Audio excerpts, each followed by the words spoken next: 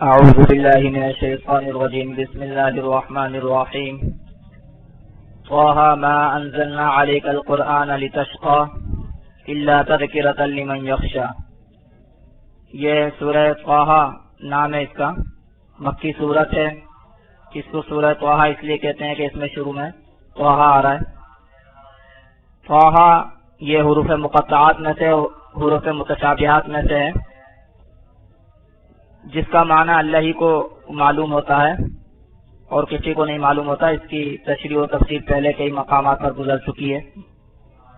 تو فرمایا کہ طه ما انزلنا علیک القرآن لتشقى، طه ما انزلنا علیک القرآن لتشقى، نہیں اتارا ہم نے تیرے اوپر قرآن کہ تو مشقت میں پڑھے، الا تذکرۃ لمن یخشی، مگر یاد دہانی اس کے لیے جو ڈرتا ہے۔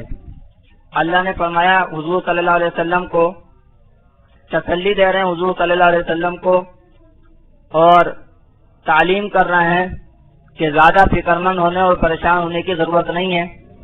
ہم نے قرآن آپ کے اوپر اس لیے نہیں اتارا کہ آپ اس کی وجہ سے مشقت میں پڑھیں، پریشان ہوں، بلکہ یہ قرآن تو اس مقصد کے لیے اتارا ہے کہ نصیحت ہو، یاد دہانی ہو، اور اس نصیحت اور یاد دہانی سے فائدہ کون اٹھاتا ہے، نصیحت کون حاصل کرتا ہے، یاد دہانی کون کرتا ہے، کہ جو کہ اللہ سے ڈرتا ہے۔ جو لاپرواہ ہوتا ہے، جو اللہ سے ڈرتا نہیں ہے، تو وہ قرآن یا تو سنے گا ہی نہیں، یا سنے گا تو اس کے اوپر دھیان نہیں دے گا اور اس سے نصیحت حاصل نہیں کرے گا، اس سے اس کو کچھ یاد نہیں آئے گا۔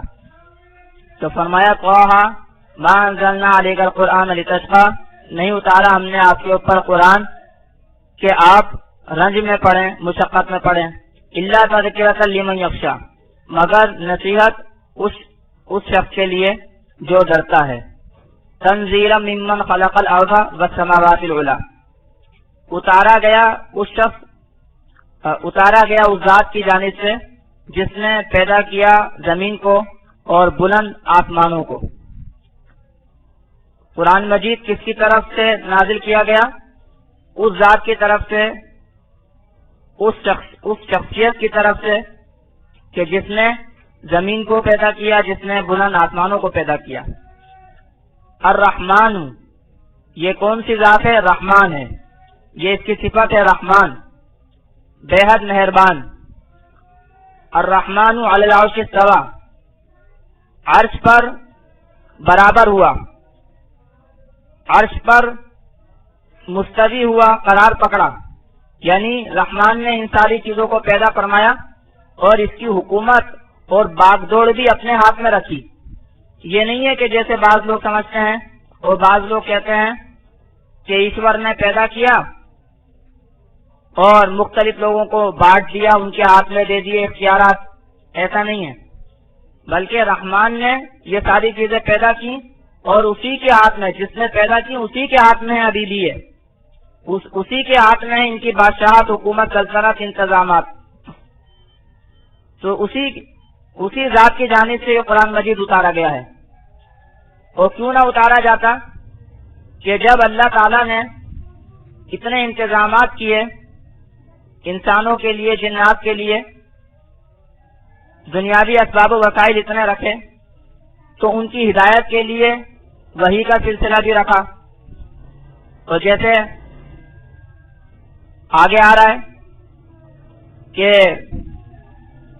اس مقصد کے لیے کہ آگے جو ہے وہ قیامت آئے گی، اور قیامت کے بعد جو ہے پھر ہر ایک کو اس کا بدلہ ملے گا۔ تو اس لیے اس بات کو سمجھنا چاہیے کہ رحمان نے یہ ساری چیزیں پیدا بھی کی ہیں اور ان کا انتظام بھی اپنے پاس رکھا ہے، اور وحی کا انتظام بھی رحمان نے کیا ہے اپنی مہربانی سے۔ یہ اللہ کی مہربانی ہے کہ اللہ نے وحی کا سلسلہ جاری کیا، وحی کا انتظام کیا، تاکہ انسان اور جنات جو ہے وہ جنت کا راستہ، سیدھا راستہ جو ہے وہ جان سکیں اور سمجھ سکیں۔ تنزیلا ممن خلق الارض، اتارا گیا اس ذات کی جانب سے جس نے پیدا کیا زمین کو، والسماوات العلی، اور بلند آسمانوں کو۔ الرحمن علی العرش استوی، وہ رحمان ہے، عرش پر اس نے قرار پکڑا، یعنی عرش پر وہ جا بیٹھا، عرش پر مستوی ہوا، یعنی عرش سے مراد اس کی حکومت، سلطنت. جس طرح کسی بادشاہ کا تخت ہوتا ہے تو بادشاہ اس تخت پر بیٹھ کر حکومت کرتا ہے، سلطنت کرتا ہے. تو یہ مراد ہے کہ رحمان نے آسمان و زمین کو پیدا بھی کیا اور اس کی حکومت و سلطنت بھی اسی کے ہاتھ میں ہے. لہو ما فی السماوات و ما فی الارض، اسی کا ہے جو کچھ ہے آسمانوں میں اور جو کچھ ہے زمین میں. آسمان و زمین کو بھی پیدا کیا اور جو کچھ آسمان و زمین میں ہے، چاہے وہ جاندار ہے چاہے وہ بے جان ہے، وہ بھی اسی کا ہے. اس کا مالک و خالق بھی وہی ہے. آسمان و زمین کو بھی اسی نے پیدا کیا اور جو کچھ آسمان و زمین میں جاندار اور بے جان ہے وہ بھی اسی کا ہے، وہ بھی اسی کی مخلوق ہے، وہ بھی اسی کی مملوک ہے. وہی اس کا خالق ہے، وہی اس کا مالک ہے. لہو ما فی السماوات و ما فی الارض، اسی کا ہے جو کچھ ہے آسمانوں میں اور جو کچھ ہے زمین میں. وما بینہما، اور جو کچھ ہے ان کے درمیان، آسمان و زمین کے درمیان جو کچھ ہے، ہوا ہے، ذرات ہے، فضا ہے، جاندار ہے، بے جان ہے، پرندے ہیں، جو بھی ہے وہ بھی سب اسی کا ہے. وما تحت الثری، اور جو گیلی مٹی کے نیچے ہے، زمین کی گیلی مٹی ہوتی ہے نیچے، تو اس سے بھی جو نیچے ہے وہ بھی سب اس کا ہے، چاہے معدنیات ہے چاہے کچھ بھی ہے. غرض یہ کہ سب اسی کا مخلوق ہے اور سب اسی کی مملوک ہے. لہو ما فی السماوات و ما فی الارض، اسی کا ہے جو کچھ آسمانوں میں اور جو کچھ ہے زمین میں. وما بینہما، اور جو ان کے درمیان میں. وما تحت الثری، اور جو گیلی مٹی کے نیچے ہے. گیلی مٹی یعنی جیسے میں بتایا زمین کے نیچے گیلی مٹی ہوتی ہے، یعنی زمین کو کھودیں گے، تھوڑا کھودنے سے وہ گیلی مٹی نکلتی ہے، کیونکہ زمین میں نیچے پانی ہوتا ہے تو گیلی مٹی. اب گیلی مٹی کے بھی نیچے یعنی گویا اندرونی پرتوں میں جو کچھ ہے، زمین کے اندر جو کچھ ہے وہ بھی اسی کا ہے. بہت ساری معدنیات، پیٹرول، تیل وغیرہ سارا زمین کے اندر سے نکلتا ہے، تو سب اللہ ہی کا ہے. وَإِن تَجْهَرْ بِالْقَوْلِ فَإِنَّهُ يَعْلَمُ السِّرَّ وَأَخْفَى، اور یہاں اللہ تعالیٰ کا علم بتاتے ہیں، یہاں اللہ تعالیٰ کا علم بتاتے ہیں کہ وَإِن تَجْهَرْ بِالْقَوْلِ فَإِنَّهُ يَعْلَمُ السِّرَّ وَأَخْفَى، اور اگر تو پکارے بات کو تو تحقیق وہ جانتا ہے چھپے کو بھی اور بہت چھپے کو بھی. یہ اس کے علم کی حالت ہے. پیچھے اس کی خلقت کی حالت بتائی، اس کی خلق کی حالت بتائی کہ ساری چیزوں کا پیدا کرنے والا وہی ہے، ساری چیزوں کا خالق وہی ہے، ساری چیزوں کا مالک وہی ہے.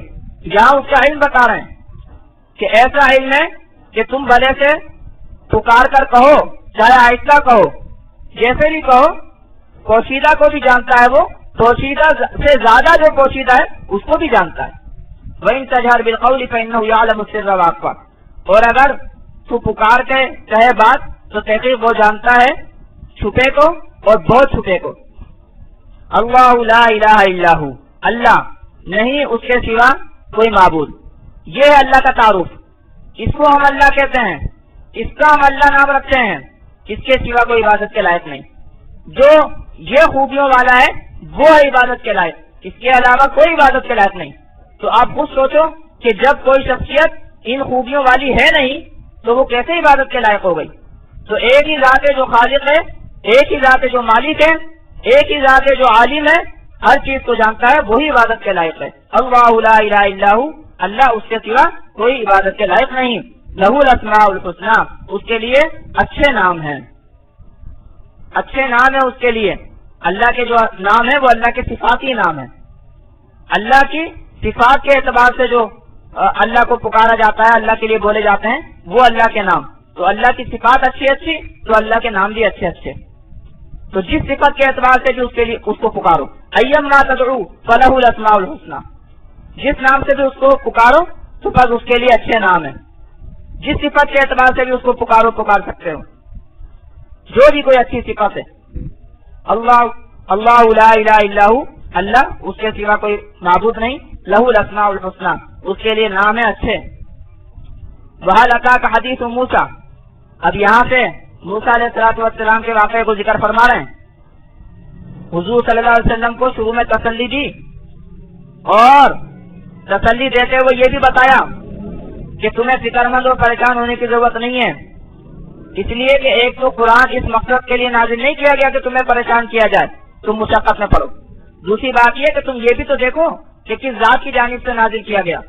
جب ایسی بڑی ذات خالق و مالک کی طرف سے نازل کیا گیا تو تمہیں تسلی ہونی چاہیے, تمہیں کوئی پریشان نہیں ہونا چاہیے کہ ایسی ذات کی جانب سے جب نازل کیا گیا تو ہر طرح سے تمہاری مدد ہوگی. تو آگے اسی کو واضح کرنے کے لیے موسیٰ علیہ السلام کے واقعات میں سے ایک واقعہ اور کچھ حصہ ذکر فرما رہے ہیں کہ جب ان کو نبی بنایا جا رہا تھا, نبوت اور رسالت دی جا رہی تھی, تو اس موقع پر بھی وہ پریشان تھے. پریشانی کی حالت میں اللہ تعالیٰ نے ان کو نبوت سے سرفراز فرمایا, رسالت سے سرفراز فرمایا, اور آگے کس طرح اللہ تعالیٰ نے ان کی مدد فرمائی. تو اس طرح حضور صلی اللہ علیہ وسلم کو تسلی دی جا رہی ہے, بتایا جا رہا ہے کہ قرآن مجید آپ کو پریشان کرنے کے لیے, مشقت میں ڈالنے کے لیے نہیں اترا. یہ تو بڑی بلند شخصیت کی جانب سے, بلند ذات کی جانب سے نازل کیا گیا ہے, اور آپ کی ہر طرح سے مدد ہوگی جیسے موسیٰ علیہ السلام کی ہر طرح سے مدد ہوئی. تو فرمایا کہ وَهَلْ أَتَاكَ حَدِيثُ موسیٰ, اور کیا تجھ کو پہنچی موسیٰ کی بات, موسیٰ علیہ السلام کا واقعہ کیا تجھ کو پہنچا.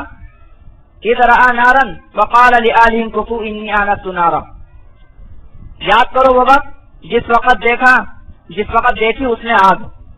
فَقَالَ لِأَهْلِهِ, بس کہا اس نے اپنے گھر والوں کو کہ ٹھہرو, إِنِّي آنَسْتُ نَارًا, میں نے دیکھی آگ.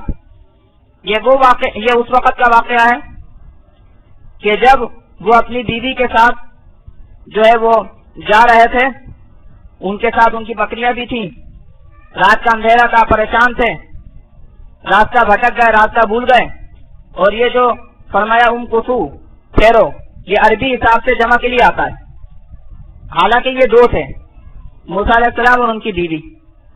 تو جمع کا لفظ کیوں استعمال ہوا, تو اس کی ایک وجہ بعض مفسرین نے یہ لکھی ہے کہ ان کی بیوی کو حمل تھا, بچہ ہونے کا وقت قریب تھا, تو گویا کہ اس حساب سے تین ہوئے, وہ تین ہوئے, تو اس لیے جمع کا لفظ استعمال کیا.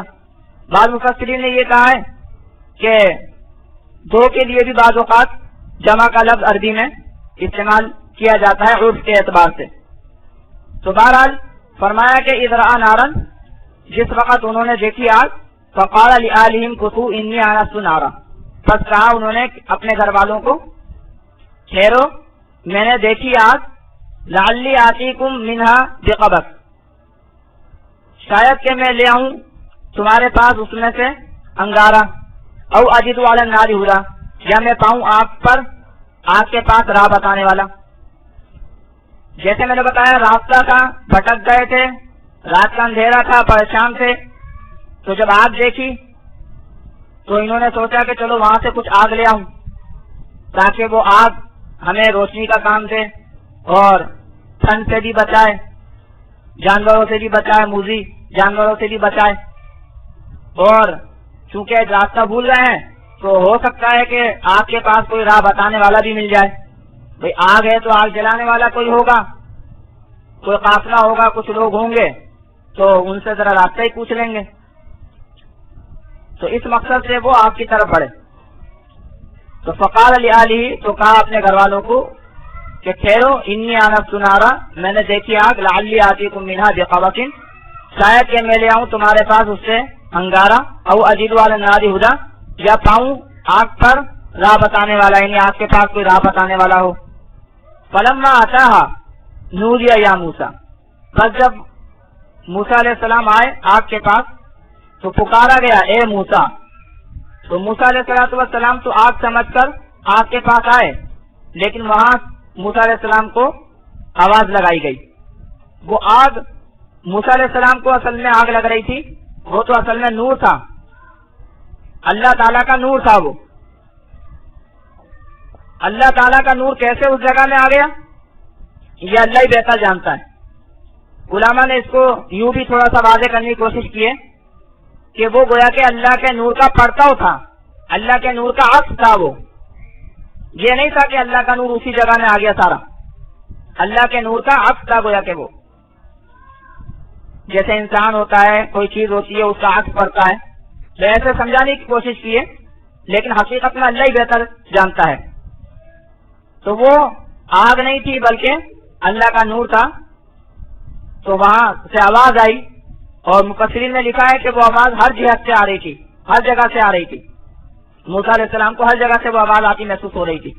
تو فلما آتا نودیہ یا موسیٰ, بس جب وہ آئے اس آگ کے پاس, نودیہ یا موسیٰ, پکار لگائی گئی, پکارا گیا اے موسیٰ, انی انا ربک فاخلع علیک, ایسے میں تیرا رب ہوں, بس اتار اپنی دونوں چپل, اپنی دونوں جوتیاں اتار دے.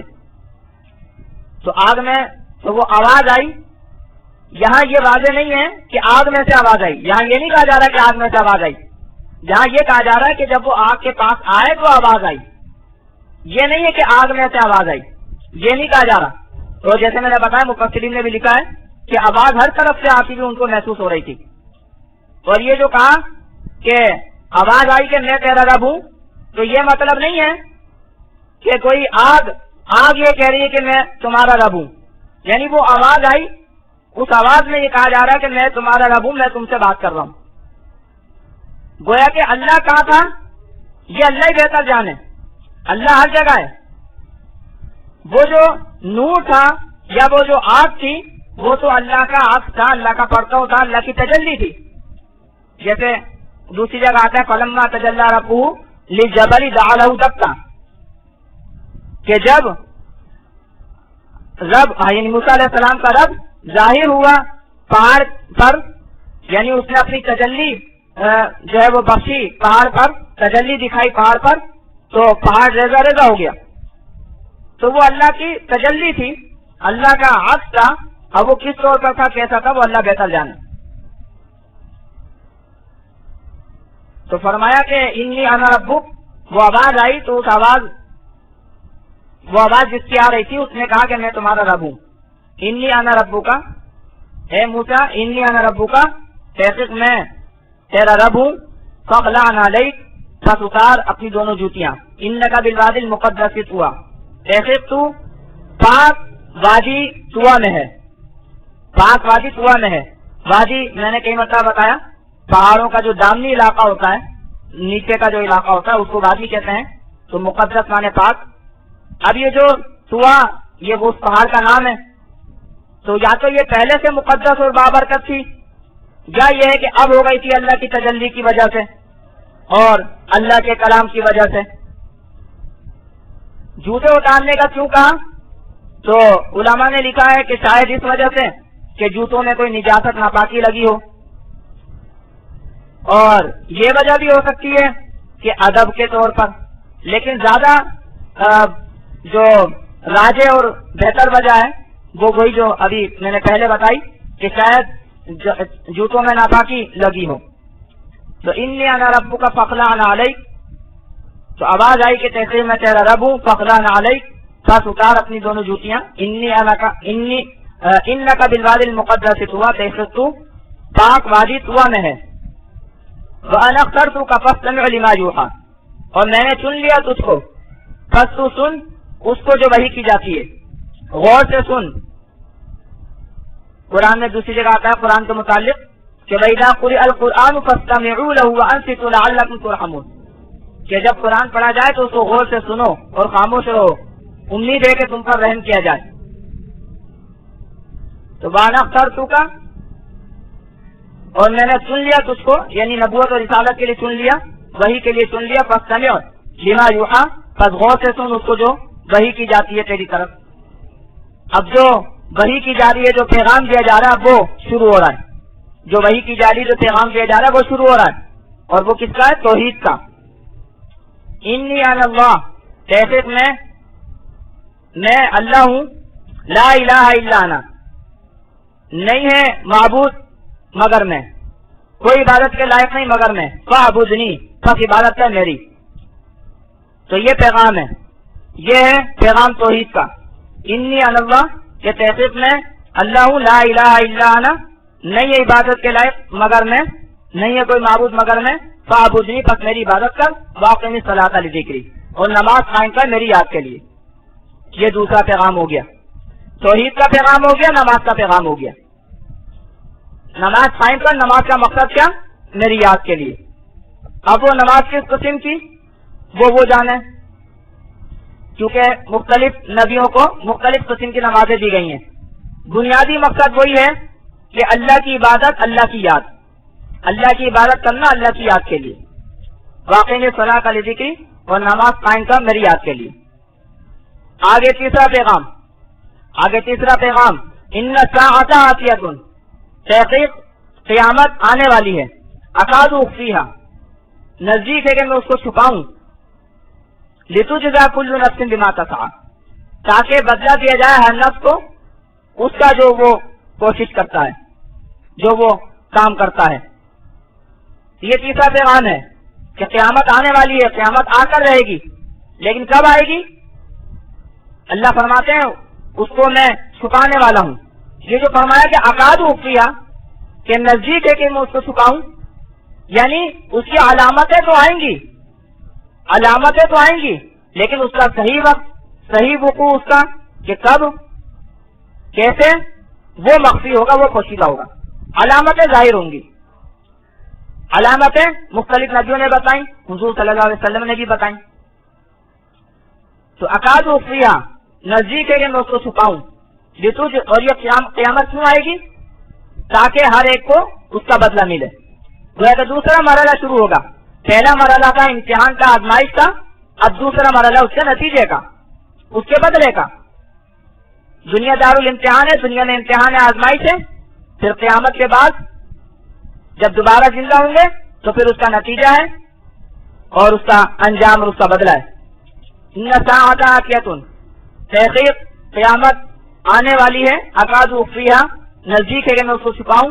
لتجزا کل نفس بما تسعی، تاکہ بدلہ دیا جائے ہر نفس کو اس کا جو وہ کرتا ہے، جو کچھ کام کرتا ہے.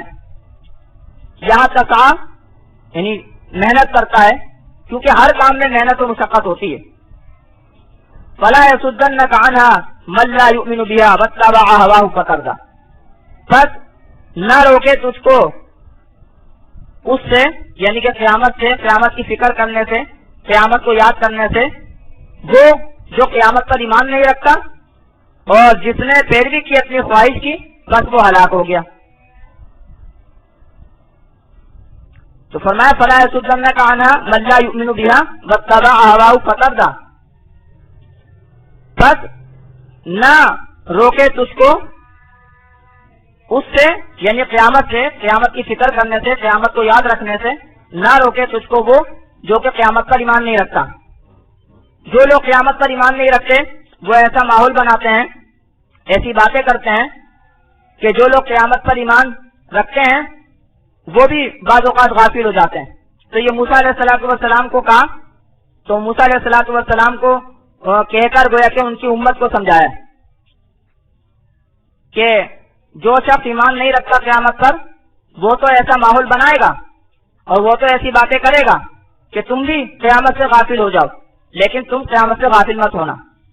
فلا یصدنک عنہا من لا یؤمن بہا، بس نہ روکے تجھ کو قیامت سے، یعنی کہ قیامت کی فکر کرنے سے، قیامت کو یاد رکھنے سے، وہ کہ جو کہ قیامت پر ایمان نہیں رکھتا. واتبع ہواہ، اور اس نے اپنی خواہش کی پیروی کی. فتردی، بس وہ ہلاک ہو جائے. آگے موسیٰ علیہ الصلوۃ والسلام کو جو معجزات دیے گئے اس نبوت اور رسالت کے ساتھ، ان کا ذکر ہے، اس کو انشاءاللہ تعالی اگلے سبق میں پڑھیں گے.